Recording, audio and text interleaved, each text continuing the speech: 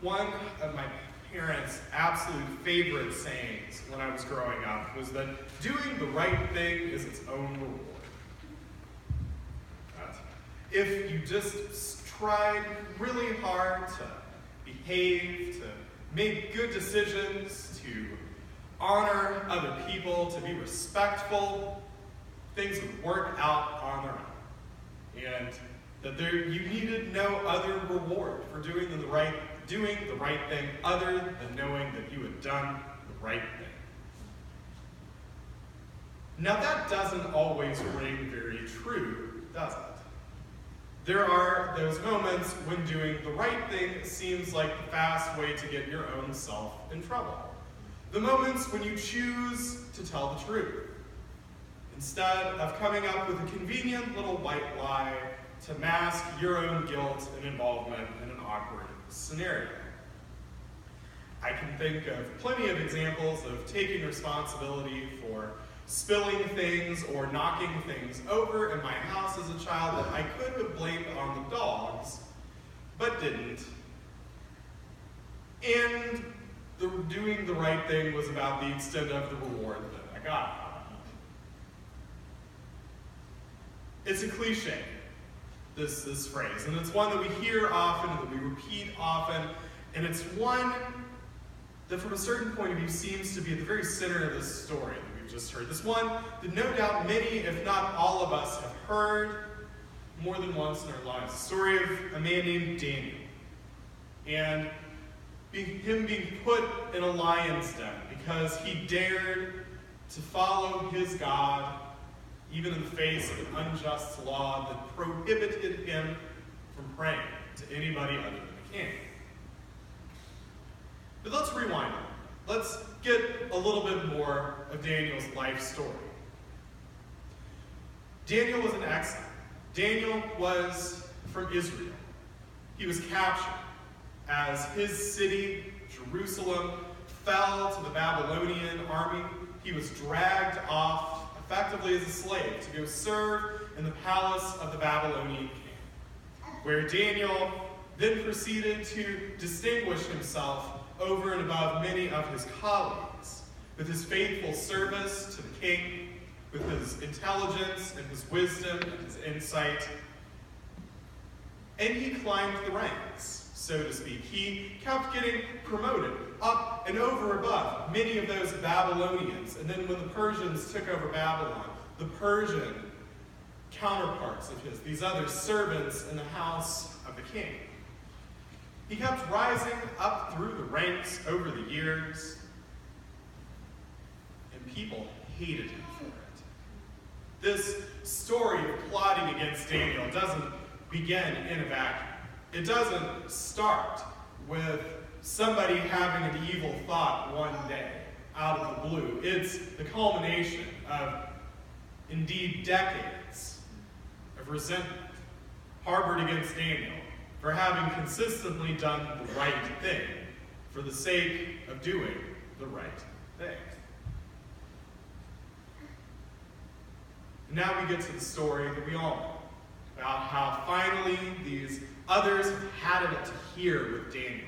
And they go to the king and they say, "You're the king. Nobody else should be worshipped in this land but you. You're a living God.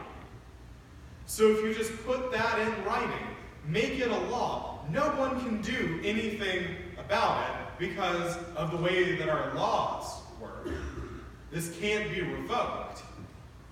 And the king, appreciating probably anything that stroked his ego, signed off on it. And then Daniel's faced with a choice. The choice of denying who he is, the choice of denying who God is, the choice of denying what Daniel knows to be right in favor of safety, or civil disobedience, breaking the unjust law because it is unjust to follow God with faithfulness. And that is what Daniel does. He continues to pray 3 times a day to God, despite what the law says. He chooses to persevere in faithfulness to the God who has been faithful to him for so long, trusting that God's faithfulness is not going to run dry right at this moment when Daniel needs it the most. And indeed, we see exactly that. God's faithfulness does not run dry for Daniel as he is rounded up and thrown into a den of lions. God's faithfulness is not shown up as being worthless when Daniel survives that day in the lion's den and comes out unscathed on the other end of it all to God's glory.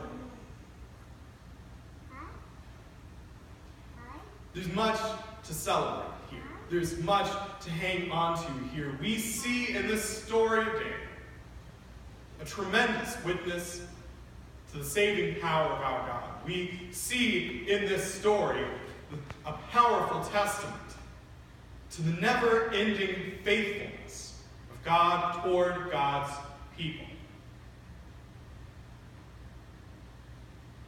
And if that were all that were here, that would still be enough to make it ring true with good news for each and every one of us that God's love endures, that God's faithfulness never ends, and that each and every one of us is held tight in the protecting, saving hand of God. But there is more. There is more here, and it's a message that perhaps we need to be reminded of, that comes back to those things that we often forget about, those behind-the-scenes manipulations, that element of civil disobedience as Daniel chooses faithfulness to God over adherence to the unjust way in which the king had postured himself. We are called to do justice, to love kindness, and to walk humbly with God, in the words of the prophet Micah. And in some days that's easier than others. But that is our call, our opportunity to be faithful in response to the faithfulness that we see firsthand in God's own activity, God's saving grace in our own lives. And that faithfulness, that speaking up and speaking out against injustice, that working for peace and reconciliation, that striving to do the work of God's kingdom, that's at the heart of the call we receive in baptism, may very well land us in some lions' dens, be them personal or societal, be they broken relationships with people around us, whether they be standing up in a society that does not always prioritize God's mercy and justice above the expedient thing or the easy thing. We may find ourselves in lions' dens of one sort or another. But when we do, and we will, at one point or another in life, we will encounter trials and tribulations, difficult moments, trying times. We'll discover, as Daniel did, that God is unwaveringly faithful in those lions' dens for us, just as God was for Daniel. We will discover that God does not abandon us. We will discover God's grace and mercy, God's salvation knows no end, and no matter where we find ourselves, God is faithful. And trusting in that faithfulness, resting secure in the promise of God's grace and mercy, of God's faithfulness and salvation, the point of this story, to a certain extent, moves beyond that and into how we respond to life. As we walk in confidence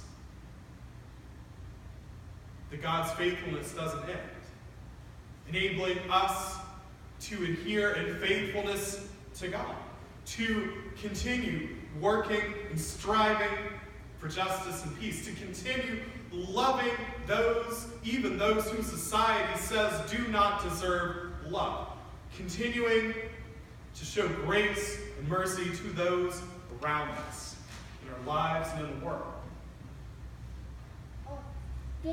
And so indeed, we are called to faithfulness by the faithful God. We are called to resist evil in all its forms, no matter what's at stake, no matter who's in charge. And we are called in this to discover God's never-ending faithfulness each and every day.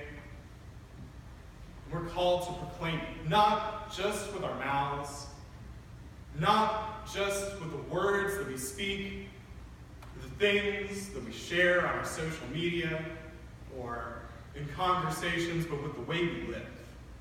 Living out lives of justice, living out lives of mercy, living out lives of grace and peace and forgiveness, so that all the world might see the faithfulness of God.